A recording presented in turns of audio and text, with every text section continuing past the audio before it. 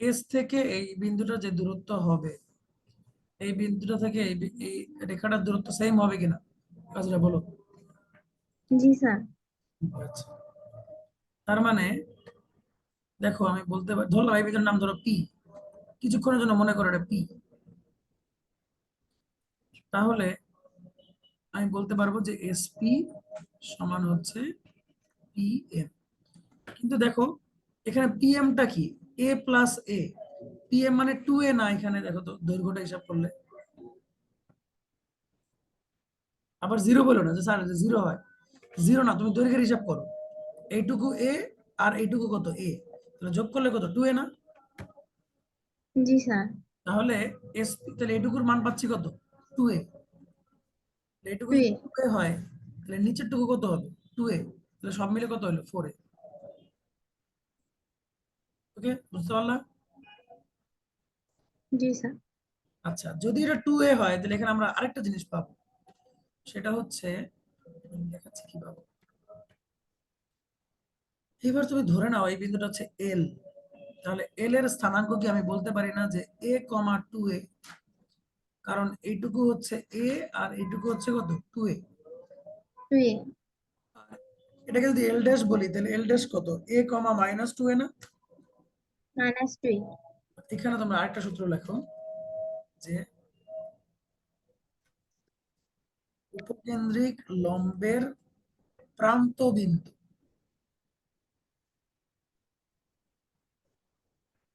প্রান্ত বিন্দু হচ্ছে এ কমা প্লাস মাইনাস 2a। ওকে, মোটামুটি আমরা একটা উপবৃত্তের পুরো একদম পোস্টমর্টেম করে এর বিভিন্ন জিনিস বাইর করে ফেললাম, তাই না? শেষ, কোনটা আছে দেখি।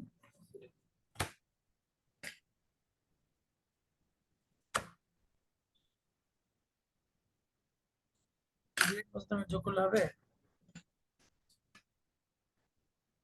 75 মিনিট ইকুয়াল টু লিখতে হবে 8:45, আর এটা হচ্ছে 1 ঘন্টা 15 মিনিট। ঠিক আছে, 1 ঘন্টা 15 মিনিট লিখে তারপরে 75 মিনিট মানে কি 1 ঘন্টা 15 মিনিট, 60 আর 15, তারপর যোগ করে দেখা করবে।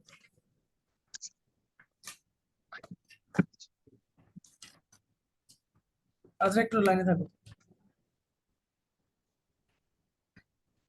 এইটা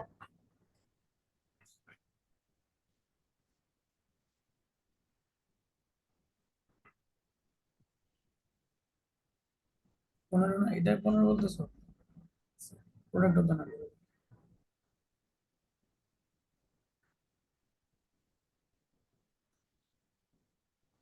হ্যাঁ, কমন ফ্যাক্টর না থাকলে কি হবে, প্রোডাক্ট হতো নাম্বার হবে, আর এইচসিএফ হলো 1 হবে।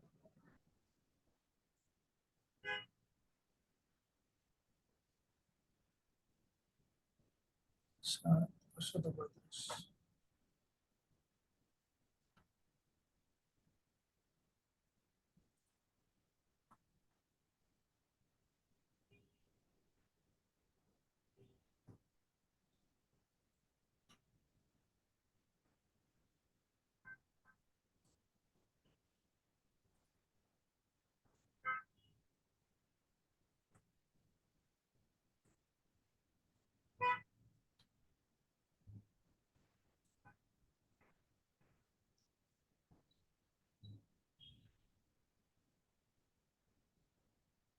পরে ম্যাথ করো।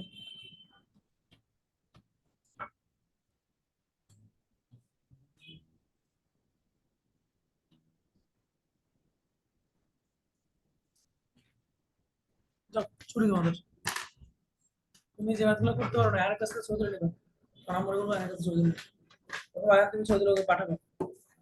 ঠিক আছে, কত কত নাম্বার লাগবে তুমি তোমার, হ্যাঁ ইনান, হ্যাঁ ইনানের, ইনানকে বলো ফোন দিতে তোমার, যে যে নাম্বার লাগবে যে ওর খাতায় আছে, খাতায় করে কালকে, কালকে আসবে, কালকে আমি জানাবো। যাও, ওকে, আজ এবার দেখো। তো এইটা তো ছিল আজরা যে আমাদের পরাবৃত্তটা এক্স অক্ষের উপরে ছিল, তাই না, মুখটা এক্স অক্ষের উপরে হা করা ছিল। এখন যদি একই জিনিসের মুখটা এইদিকে হা করা থাকে তাহলে তো আর একই সূত্র হবে না, তাই না? যেমন ধরো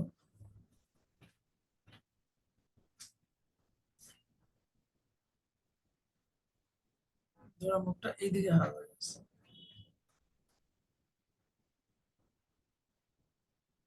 তখন কি হবে জানো?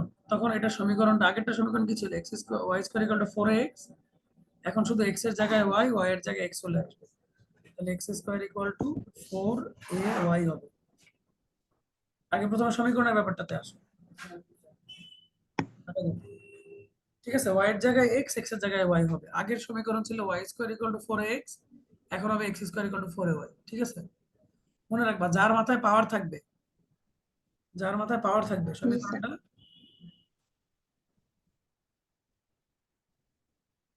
তার উল্টো দিকে থাকবে। ঠিক আছে, Y square equal to 4x হলে এক্স অক্ষের দিকে, আর x square equal to 4ay হলে ওয়াই অক্ষের দিকে। এখন দেখো, তোমার যদি তুমি এই নটা সূত্র মুখস্থ করলে আর কোনো সূত্র মুখস্থ করা লাগবে না। কেন? কারণ এটার ক্ষেত্রে শীর্ষটা হয়ে যাবে 0 0, ঠিক থাকবে। খেয়াল করো তো, এটার উপকেন্দ্র তখন কি হয়ে যাবে? 0 কমা a হয়ে যাবে না? কারণ উপকেন্দ্র উপরে চলে আসবে না? বুঝছো? বলো আজরা আমাকে, ঠিক আছে কিনা? জি স্যার। তারপরে আগের দিকের বাধবিন্দু কত ছিল? -a, 0 ছিল। এবার হবে 0 কমা -a। ক্লিয়ার? আগের পরাবৃত্তের অক্ষের সমীকরণ কত ছিল? y ইকুয়াল টু 0, এখন হবে x ইকুয়াল টু 0। আগে এটা কত ছিল? x ইকুয়াল টু 0, এখন হবে y ইকুয়াল টু 0। আগে এটা কত ছিল? x ইকুয়াল টু -a, এখন হবে y ইকুয়াল টু -a। আগে এটা কত ছিল? x ইকুয়াল টু a, এখন হবে y ইকুয়াল টু a। আগে এটা কত ছিল? 4a, এখনো হবে 4a। আগে এটা কত ছিল? এখন হবে +-2a, a। মানে x এর জায়গায় y, y এর জায়গায় x উল্টে যাবে। 2a। ঠিক আছে, সব জায়গাতে x এর জায়গায় y, y এর জায়গায় x হবে। আর বিন্দু থাকলে বিন্দুটা উল্টে যাবে। আগের বিন্দু যদি থাকে 2, 0, এখন হয়ে যাবে 0, 2। তাহলে ক্লিয়ার? জি স্যার। তোমাদের কনিকের শীট দিয়েছিলাম আমি গ্রুপে, দিয়েছিলাম দেখি নাই। কনিকের শীট। আমি তো মাত্র আসছি। মাত্র আসছো, ক্লাস শেষ হয়ে গেছে সব? রেকর্ড করছো স্যার, রেকর্ডটা দিয়ে দিতে। হ্যাঁ, রেকর্ড করছি, ওয়েট করো। কনিকের শীটটাকে দিয়ে দিতে হবে। বুঝছো? তো আজকে আমরা ক্লাসে আমরা সূত্রটাই আলোচনা করলাম। তোমরা আনন্দটা গেছিলা, কি অবস্থা দেখে আসছো?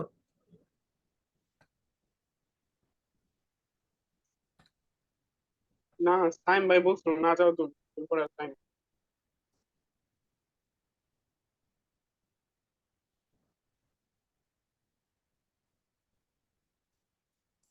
দেখো, তোমাদেরকে আমি যে সূত্রগুলো আলোচনা করলাম সেই সূত্রগুলো আমি এখানে সুন্দর করে কম্পাইল করে দিছি তোমাদের। এই যে আসো, দেখতে পাচ্ছ? দুই ধরনের সমীকরণ। এই যে তোকে এই ক্লাস এটুকু মিস করছো, এটা তোমার জন্য আমি আরেকবার বলি। এই সমীকরণটা দেখতে হবে এক্স অক্ষের উপরে, আর এই সমীকরণটা দেখতে হবে ওয়াই অক্ষের উপরে। ঠিক আছে, তাহলে দেখো শীর্ষবিন্দু কিন্তু সেম। সমীকরণে কি দেখো? এক্স এর জায়গায় ওয়াই, ওয়াই এর জায়গায় এক্স। এটা দেখো যা, এটা তার উল্টা। এটা যা, এটা তাই। এখানে এক্স ইকুয়াল ওয়াই। ছিল, এখানে ওয়াই ইকুয়াল টু হবে। এখানে এক্স ইকুয়াল টু ছিল, এখানে ওয়াই ইকুয়াল টু হবে। এটা ওয়াই ইকুয়াল টু ছিল, এটা এক্স ইকুয়াল টু হবে। এটা দেখো প্রান্তবিন্দু একরকম ছিল, এটা উল্টে গেছে। কথা বুঝছো? অর্থাৎ তুমি যদি একটা মুখস্থ জি করো, আরেকটা অটোমেটিক মুখস্থ হয়ে যাবে। তো কি বুঝছো? জি স্যার, বুঝতে পারছি। আচ্ছা আসো, আরো কিছু কথা বলি, যেহেতু রেকর্ড হচ্ছে, বাকিরাও তো পরে শুনতে পারবে।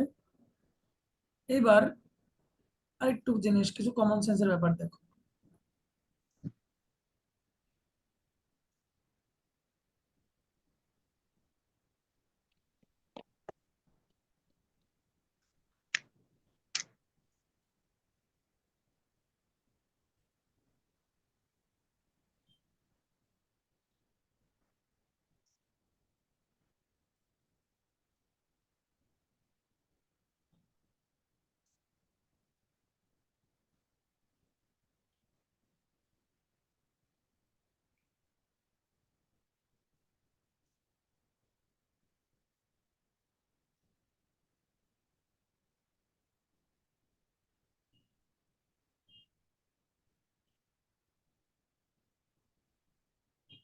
এই প্রত্যেকটা কিন্তু এটা এক্স অক্ষ, এটা ওয়াই অক্ষ।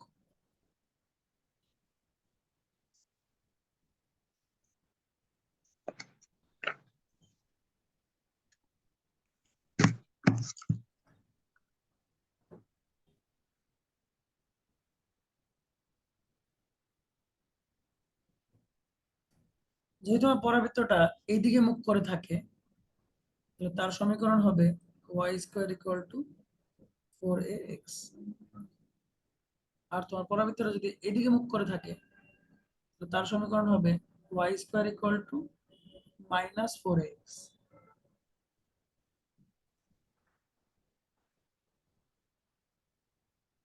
এখন তুমি বলতে পারো যে স্যার আমি কি তাহলে এটার জন্য সব 9টা সূত্র শিখবো, আবার এটার জন্য 9টা সূত্র শিখবো? উত্তর হচ্ছে না। তুমি শুধু সূত্র এইটাটাই শিখবা, এই পাশেরটা অটোমেটিক হয়ে যাবে, এটা অটোমেটিক হয়ে যাবে। তুমি শুধু y square equal to 4ax শিখলেই হবে। ওটা শুধু বিপরীত হবো। বিপরীত হবে, ওটা অটোমেটিক হবে, তুমি সূত্র একটাই শিখবা। এইটার সমীকরণ হচ্ছে x square equal to 4ay, আর নিচের দিকে হলে হবে x square equal to -4ay। তো তুমি সূত্র শিখবা হচ্ছে এই দুইটা, এটা শিখলে এটা অটোমেটিক হবে, আর এটা শিখলে এটা অটোমেটিক হবে। ঠিক আছে, শুধু তোমাদের মানে চেনার জন্য বলে দিলাম যে দেখে যাতে চিনতে পারো, অনেক সময় এমসিকিউতে আসে। ঠিক আছে, তোমার এমসিকিউতে অনেক সময় দেখবা যে 4টা ফিগার দেওয়া থাকবে। আমি তোমারে বলি, তোমারে বলবে যে y square equal to -x, নিচের কোনটা এই পরাবৃত্ত, একটা দিল এরকম, একটা দিল এরকম, দিল এরকম, একটা দিল এরকম। এটা হচ্ছে এ, এটা বি। বলো দেখি এটা কোনটা হবে? এটা ও, দুইটা একরকম হয়ে ফেলছি না? দুইটা তো একরকম হয়ে ফেলছি, বি আর ডি একরকম হয়ে ফেলছি না? এক্স অক্ষ বরাবর বাম পাশে হবে। এবার বলো কোনটা হবে? ডি। লাস্টে ডি নাম্বারটা হবে। তো এই জন্য তোমাদেরকে এটা করে দেখালাম, যেটা পরীক্ষায় আসবে অনেক সময়। হ্যাঁ, একটা কমন সেন্স থাকতে হবে যে আমার জিনিসটা দেখতে কোন দিকে যাবে। এখন তোমাদের কাজ হচ্ছে তোমরা সূত্রটা মুখস্থ করবা। আগামীকালকে যদি ওখানে ক্লাস নিতে পারি তো নিলাম, আর না নিতে পারলে কালকে অনলাইনে ক্লাস নিবো। কালকে একটু লম্বা ক্লাস নিবো, কারণ হচ্ছে কালকে ম্যাথ করাবো। আজকে তো শুধু ফর্মুলা পড়ালাম, এই জন্য বেশি কিছু বললাম। ক্লাস কেটে থাকুক নাকি? জি স্যার। কালকে লম্বা ক্লাস, 2 ঘন্টার উপরে ক্লাস নেবো। ঠিক আছে, ওকে, গুড বাই স্যার। ম্যাটটা পাঠাই দিন স্যার, রেকর্ড ক্লাসটা। হ্যাঁ, পাঠা দিচ্ছি। সময়